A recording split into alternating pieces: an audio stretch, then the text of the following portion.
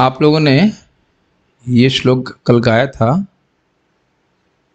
मधुरम मधुरम वपुरस्य विभोर मधुरम मधुरम वदनम मधुरम मधुगंधि मृदु स्मितमेतदहो मधुरम मधुरम मधुरम मधुरम। भगवान श्री कृष्ण का वपु अत्यंत मधुर है और उसमें भी अधिक मधुर है उनका मुख, और मधुगंधी शहद की गंध जैसी उनकी मधुर मुस्कान वह और अधिक मधुर है, और अधिक मधुर है, और अधिक मधुर है। आप लोगों में से किसी के पास टेक्स्ट नहीं है, बहुत अच्छी बात है, यही तो हम चाह रहे थे।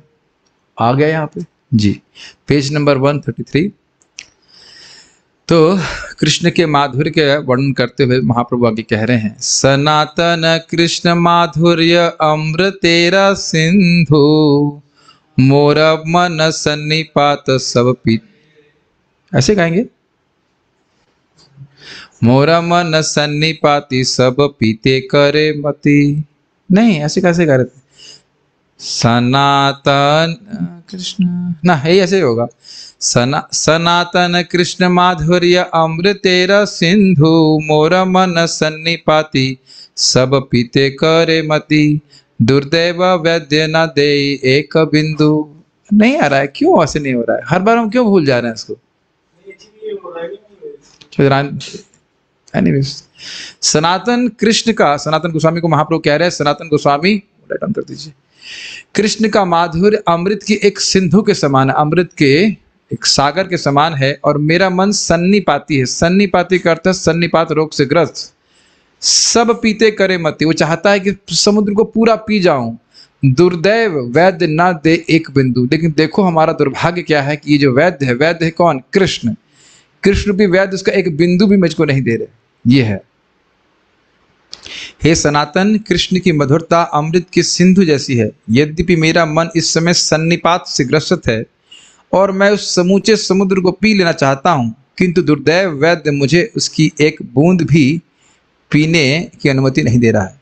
तात्पर्य, जब शरीर में तीन तत्वों कफ पित्त तथा वायु तीनों दोषों का मेल होता है तो सन्निपात हो जाता है। अब क्या इसका अर्थ हम नहीं समझ रहे हैं। सन्निपात पता है आपको? सन्निपात में क्या होता है? अरे इक्वल रेशियो तो समझ में आ रहा है, लेकिन सन्निपात में होता क्या है? सन्निपात, इसमें ये लिखा है कि वात पद पित्त एवं कफ तीनों बढ़ जाते हैं, जिस कारण व्यक्ति अपना मानसिक एवं शारीरिक संतुलन खो देता है, जिसके परिणाम स्वरूप मनुष्य स्मृति खो देता है और वह पागल की तरह आचरण करने लगता है। ज्यादातर मामलों में किसी गंभीर बीमार के चलते सन्निपात देखा जाता है। तो ये सब बोलना है कि मतलब दिमाग थोड़ा खराब हो जाता है। अब यही इसका अर्थ है, पगला जाता है, सन्निपात हो जाता है।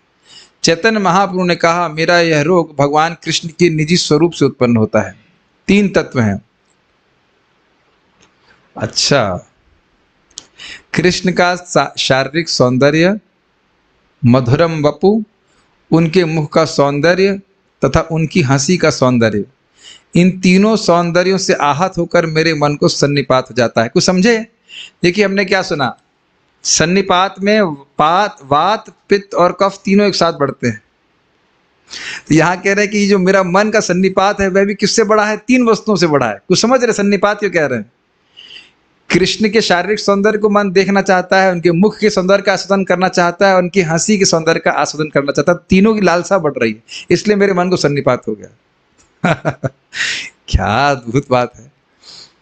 यह कृष्ण के सौंदर्य रूपी सागर को पी जाना चाहता है, किंतु चूंकि मैं सन्निपात से पीड़ित हूं, अतः मेरे वैद्य जो कि साक्षात श्री कृष्ण है, इस सागर की एक बूंद भी नहीं पीने देते। मतलब कृष्ण अपने सौंदर्य का आस्वादन मुझे नहीं करने दे रहे हैं, बहुत समय नहीं दे रहे हैं देखने के लिए, ये कहने का आशय है। इस तरह श्री चैतन्य महाप्रभु भावावेश में थे, क्योंकि वे अपने आप को गोपी भाव में प्रस्तुत कर रहे थे।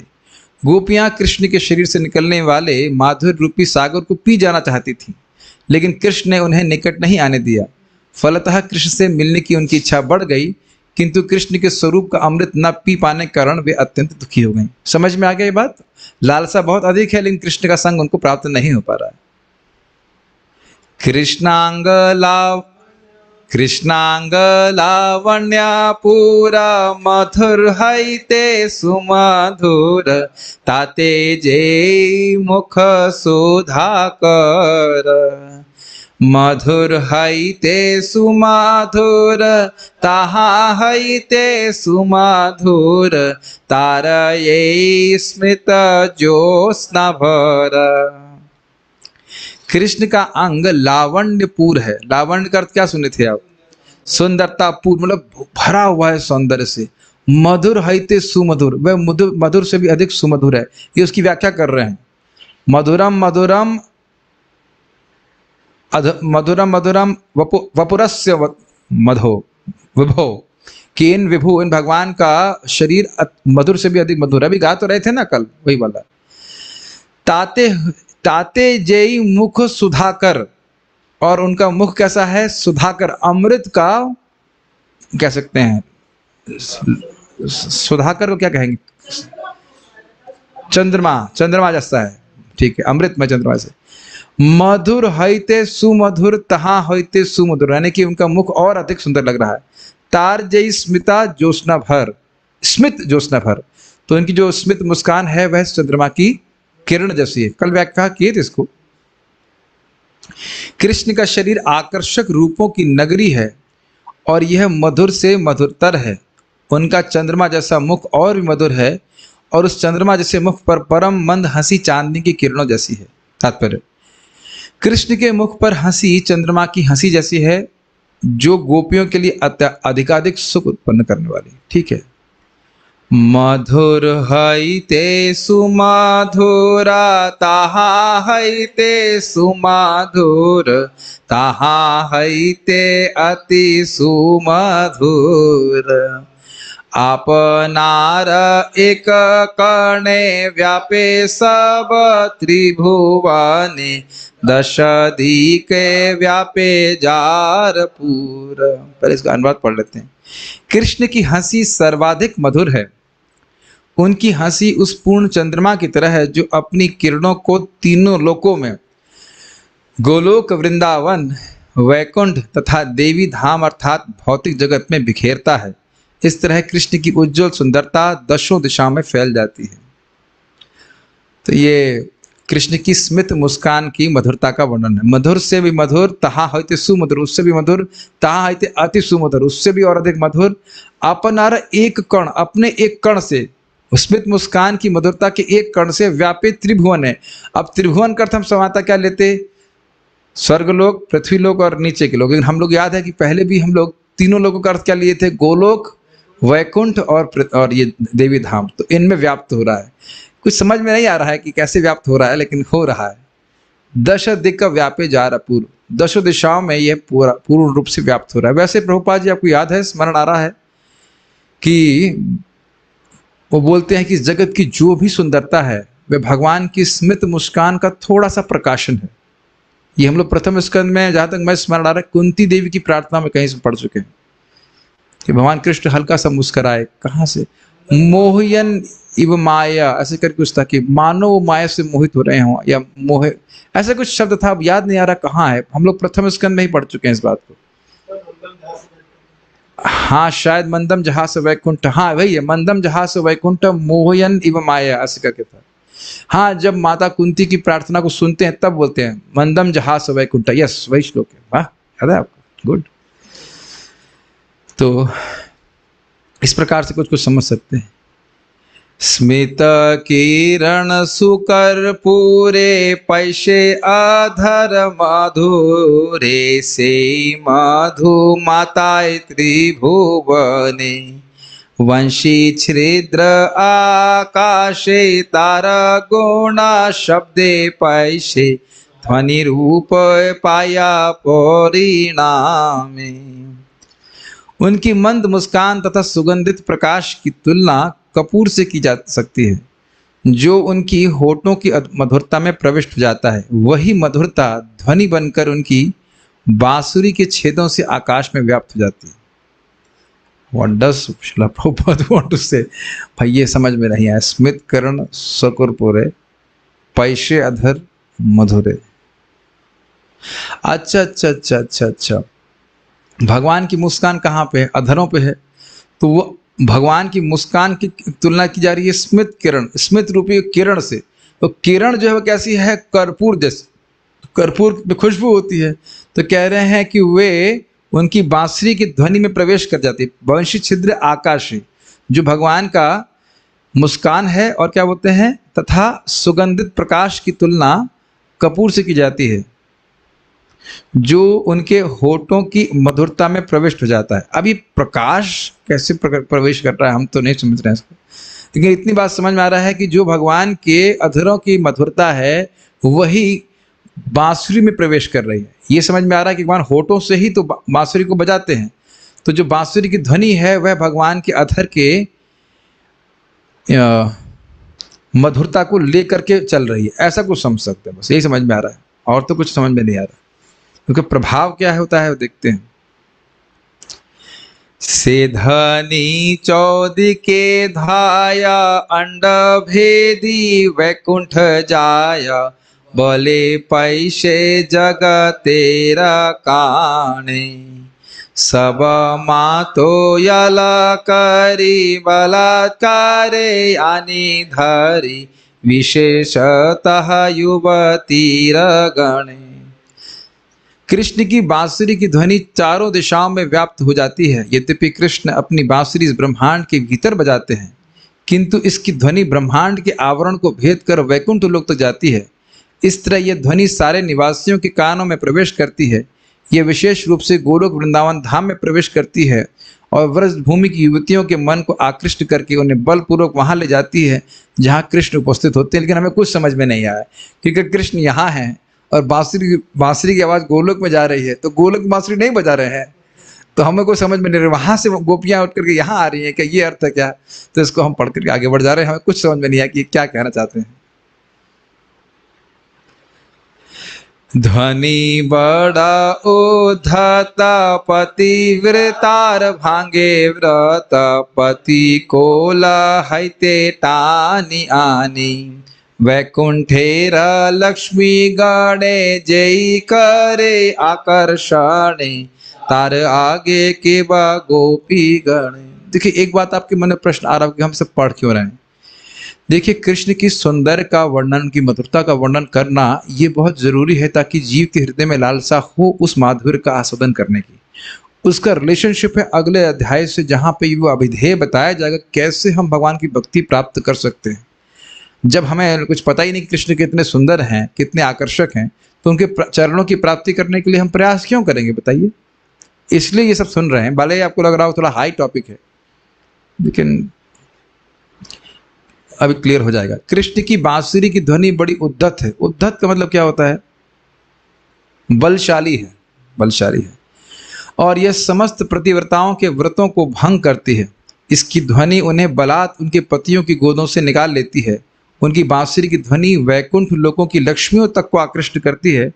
तो भला वृंदावन की असहाय युवतियों के विषय में क्या कहा जाए। अगला श्लोक देखते हैं। कानेर भीतर वासा करे, आपने तहाँ सदा स्फुरे। मुझे पता है। कानेर भीतर वासा करे, आपने तहाँ सदा स्फुरे, अन्य शब्द ना देय प्रवेशिते। ये बहुत अच्छा श्लोक है, हमारे लिए बहुत रिलेवेंट है। आन कथा ना सुने काना, आना बलिते बोलाए आना, एई कृष्णेर वंशीर चरिते। कानेर भीतर वासा करे, ये कृष्ण की माधुरी वंशी की ध्वनि कान के भीतर रह जाती है। अपने आपने तहाँ सदा स्फुरे, और वही स्फुरित होती रहती है, वही सुनाई पड़ती रहती है। अन्य शब्द न दे पर प्रवेशित, और वह अन्य शब्दों को प्रवेश नहीं करने देती है। आपको याद आ रहा है कि भीष्म पितामह भी इसी प्रकार से कह रहे हैं कि मेरे सामने कृष्ण हैं, लेकिन जो चतुर्भुज रूप कृष्ण हैं वह उनका स्थान मेरे हृदय में नहीं है, अपितु किसका स्थान है? पार्थ सखा स्वरूप का। तो वही बात यहाँ पे कह रहे हैं कि कृष्ण की ध्वनि ही उनके कान में गूंजती रहती है। क्या आपको ऐसा कभी अनुभव हुआ कि किसी ने कुछ ऐसा बोल दिया है शब्द जो आपके हृदय को बहुत ठेस पहुंचा दिया है, तो वो शब्द ही सुनता रहता है, बाहर के लोग क्या बोल रहे हैं वो नहीं सुनाई पड़ता, ये तो नेगेटिव में हम ऐसा बोलते हैं, इस प्रकार का उनको मधुरता सुनाई पड़ रही है। कृष्ण के मधुरता का अनुभव हुआ कि बांसुरी की ध्वनि सुन करके उनको और कुछ सुनाई नहीं पड़ रहा है। अरे मन तुम्हारा यहाँ है, हाँ, समथिंग लाइक दैट, समझ रहे हैं। आन कथा ना सुने कान, कान अब और कोई कथा नहीं सुन रहा है। आन बोलीते बोले आन, ये क्या अर्थ हुआ उसका? आन, अरे बंगला होने का क्या फायदा? हाँ, आन बोलीते बोले आन, बोलना कुछ चाहते हैं और बोल कुछ नहीं होती। यही कृष्णेर वंशी चरित्र, ये कृष्ण की वंशी का चरित्र है। एक बार इससे याद आ रहा है, नित्यानंद प्रभु एक बार बिना वस्त्र के महाप्रभु के घर में पहुंच जाते हैं और विष्णु प्रिया भी वहां पे। तो उनसे पूछते हैं महाप्रभु, अरे आपने वस्त्र क्यों नहीं पहने? बोलते मैंने खाना खा लिया है। कुछ का कुछ उनको पता ही नहीं कि क्या भाई स्थिति है। और पगड़ी बांधे हुए नित्यानंद प्रभु प्रेम में अद्भुत, एकदम अद्भुत। तो ये स्थिति है। चैतन्य ऐसे मन करता है कि चैतन्य भागवत ही पढ़ानी चाहिए, आप लोगों को बहुत आनंद आएगा। जो भी है बहुत इंटरेस्टिंग। इस तरह से उन्हें पता ही नहीं क्या बोल रहे हैं, होश में तो हो ऐसा बोलते हैं ना, तो होश ही खोई बैठे। उनकी बांसुरी की ध्वनि उस पक्षी के समान है जो गोपियों के कानों के भीतर अपना घोंसला बनाता है। कितना सुंदर प्रपद अनुवाद देखें, और वहीं पर सदा बना रहता है। वह उनके कानों में किसी अन्य ध्वनि को प्रविष्ट नहीं होने देती। वो बांसुरी की ध्वनि और कुछ और सुन ही नहीं पाती। निसंदेह गोपियां ना तो और कुछ सुन पाती हैं और ना ही किसी और बात पर ध्यान एकाग्र कर पाती हैं, और ना ही वे समुचित उत्तर दे पाती हैं। कृष्ण की बांसुरी की ध्वनि के प्रभाव ऐसे ऐसे हैं। अब तात्पर्य प्रभुपाद जी का हमारे लिए बहुत रेलेवेंट है। मैं पहले भी जब टॉक में बोल चुका हूं, इन बहुत अच्छा है तात्पर्य। गोपियों के कानों में कृष्ण की बांसुरी की ध्वनि सदैव प्रधान बनी रहती है, इसलिए वे अन्य कुछ नहीं सुन पाती। कृष्ण की बांसुरी की पवित्र ध्वनि की सतत स्मृति उन्हें प्रबुद्ध एवं जीवंत बनाए रखती है। अमेजिंग, प्रबुद्ध, एनलाइवंस हिम, और वे अपने कानों में किसी अन्य ध्वनि को प्रवेश करने नहीं देती। उनको अच्छा ही नहीं लगता, क्योंकि उनका ध्यान कृष्ण की बांसुरी पर स्थिर रहता है। इसलिए वे अपने मनों को अन्य किसी विषय की ओर मोड़ नहीं पाती। आप ध्यान दीजिएगा, ऐसा नहीं है कि कुछ प्रयास कर रही हैं, उनका मन अब केवल बांसुरी की ध्वनि पे जा रहा है। लाइक प्रैक्टिकल समाधि, चलते फिरते काम करते कुछ भी कर रहे हैं तो उधर ही चल रहा है। अब आपको अभी भी कोई अनुभव नहीं, तो कभी कभी हमारा कान खराब हो जाता है तो टू टू की आवाज आती है। एक भक्त बता रहे थे, मैं नाम नहीं रख रहा हूँ, मुझे हंसी आ रही है।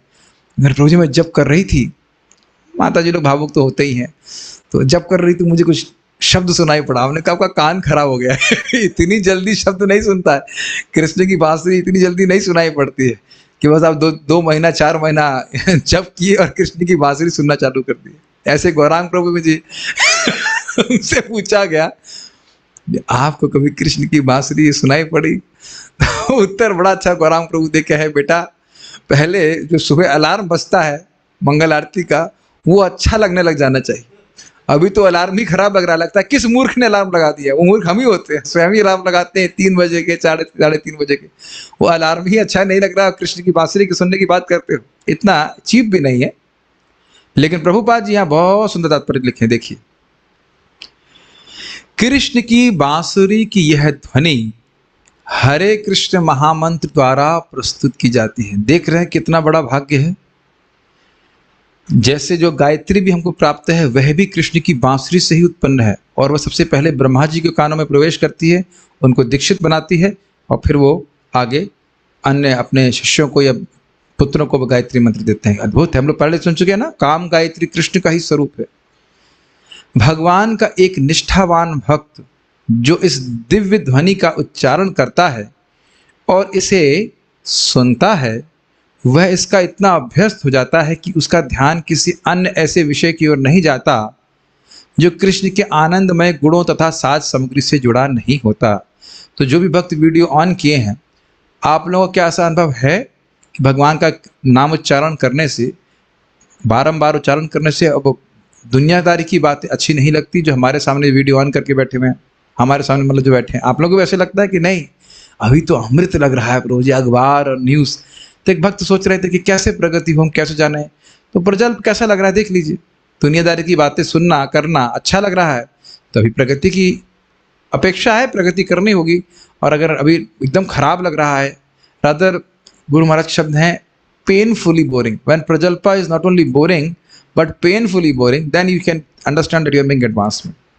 और देखिए प्रजल्प केवल वाणी से किया जा रहा तो मतलब नहीं है, मान लो हम कुछ आर्टिकल पढ़ना चाहते हैं और बहुत कुछ करना चाहते हैं जगत में जिसका भक्ति संबंध नहीं है, तो अभी कचरा है हृदय में, तभी तो पढ़ना चाहते हैं, नहीं तो क्या प्रयोजन है बताइए। तो ये काफ़ी अच्छा है और इसका प्रभाव देने की, अगर हरे कृष्ण मंत्र जप कर रहे हैं, श्रवण कर रहे हैं, अच्छे से जप कर रहे हैं, तो ये प्रभाव होना चाहिए कि हरे कृष्ण मंत्र जप करना या भगवान के बारे में सुनना ही अच्छा लगे और लगना चाहिए।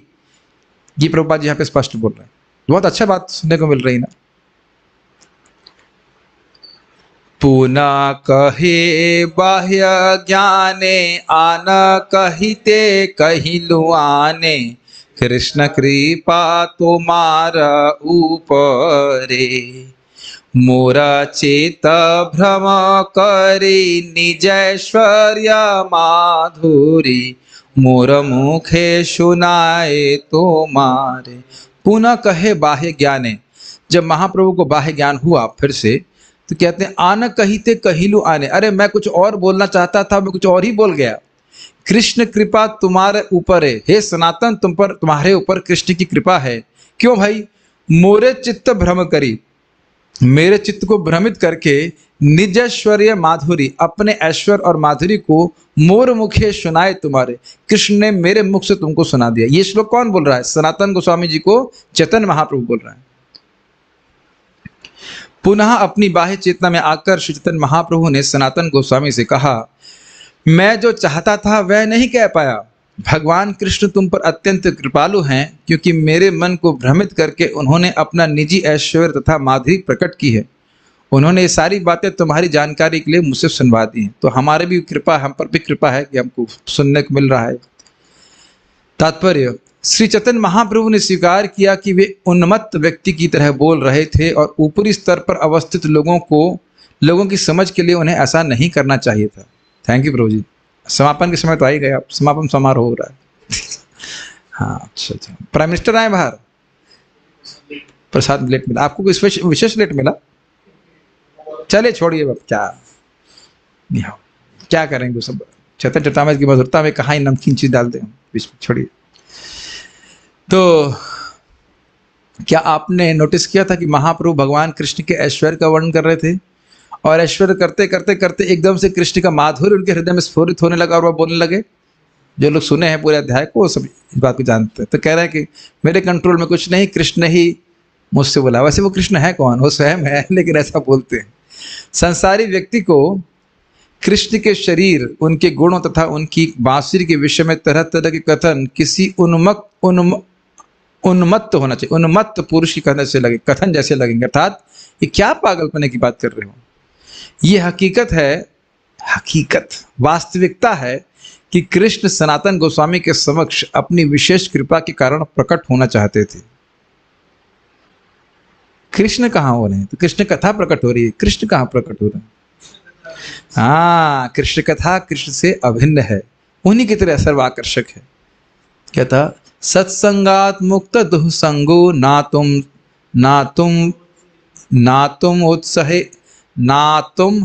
हातुम उत्सहेत विरहेन कथम, ऐसे करके कुछ है ना, कि जो व्यक्ति भक्तों के संग में आकर के दुसंग से मुक्त हो गया है वह भगवान की कथा को भी नहीं त्याग सकता है।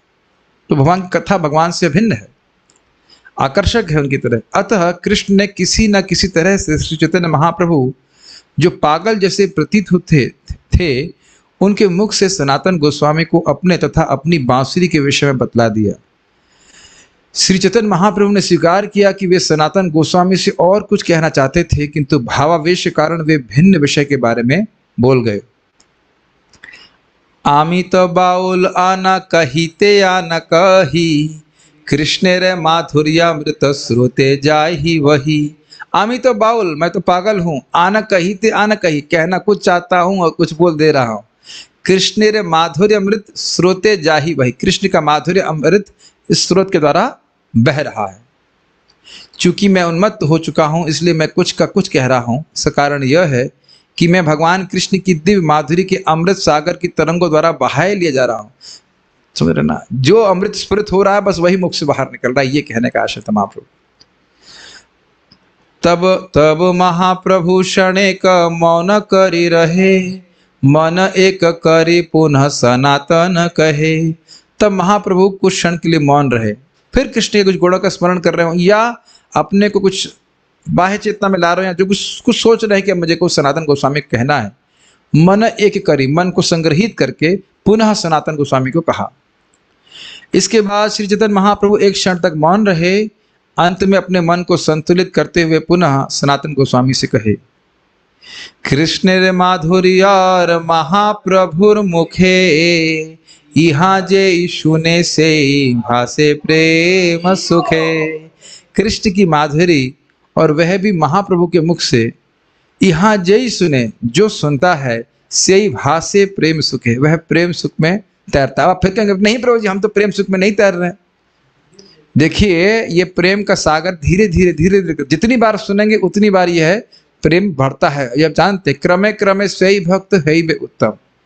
अब इसमें ये तो नहीं लिख रहा कौन सुने, लिखा है जे ही सुने, माता जी, प्रभु जी, बेटा जी, भाई जी, कोई सुनता है तो वह कृष्ण प्रेम के सुख में बढ़ता है आगे। इस पे भक्ति देवामृत महाराज बोल रहे थे प्रवचन में, कह रहे थे कि भाई नाम में तो अपराध का विचार है, दूसरे प्रेम थोड़ा मिलने में कठिनाई है, लेकिन श्रवण में तो अपराध का कोई विचार है नहीं।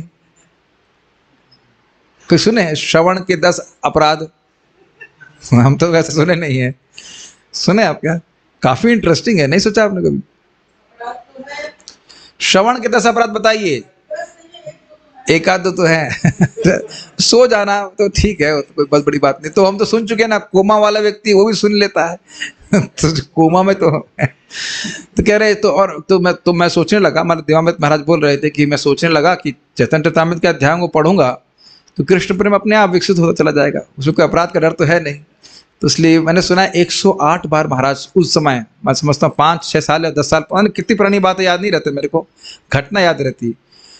उस टाइम पे मैंने सुना था महाराज जी 108 बार चैतन्य चरितामृत पढ़ चुके थे। परम पूज्य देवामृत महाराज ऑस्ट्रेलिया के हैं, और ये भी रुचिकर बात है, महाराज इस चैतन्य चरितामृत के प्रकाशन में सहयोगी भी थे। वो ये चैतन्य चरितामृत के 17 वॉल्यूम 2 महीने में छाप दिए गए थे, पता है आपको? और प्रभुपाद जी ने कहा कि जो भी इसको छापने में सहयोग किया है वो भगवत धाम जरूर जाएगा। तो महाराज बोल रहे थे मैं इतना तो निश्चिंत हूँ कि जीवन में चाहे कुछ भी करूँ मैं भगवत धाम जरूर जाऊंगा क्योंकि श्रील प्रभुपाद जी ने कह दिया है। 2 महीने में तो शायद हम पढ़ भी ना पाए उसको पूरा, 2 महीने में भक्तों ने छाप दिया पूरा, रात दिन करके। आप लोग लीलामृत में पढ़े होंगे इस बात। तो ये सब है, लेकिन बहुत गोह्य बात है, बहुत गोह्य है, और ये है ही गोह्य। इस तरह का वर्णन आपको सामान्य शास्त्रों में नहीं प्राप्त होगा। तो ये है, यदि किसी को श्री चैतन्य चरितामृत के इस अध्याय में कृष्ण की माधुरी के विषय में सुनने का अवसर प्राप्त होता है तो वह क्या लिखा है, निश्चित रूप से भगवत प्रेम के दिव्य आनंद सागर में तैरने का पात्र होगा। We can not understand. मैं ये सोच रहा था इस पे परम पूज्य जय पताका महाराज की बात की, we don't know how much mercy we are giving to others and in that process how much mercy will come upon us. मैं इसीलिए ये कुछ प्रयास कर रहा हूँ कि मैं देख रहा हूँ कि बहुत बार भक्तों को डरा दिया जाता है चैतन्य चरितामृत से। हम मान रहे हैं कि कुछ श्लोक या कुछ एक आध चैप्टर से जो हम बहुत ही हाई है उसको हम पहले डिक्लेयर करते हैं उसको पढ़ेंगे नहीं, क्योंकि पब्लिक में हम नहीं पढ़ सकते उसको, वो बहुत ही उच्च बातें हैं गोपियों के समय में।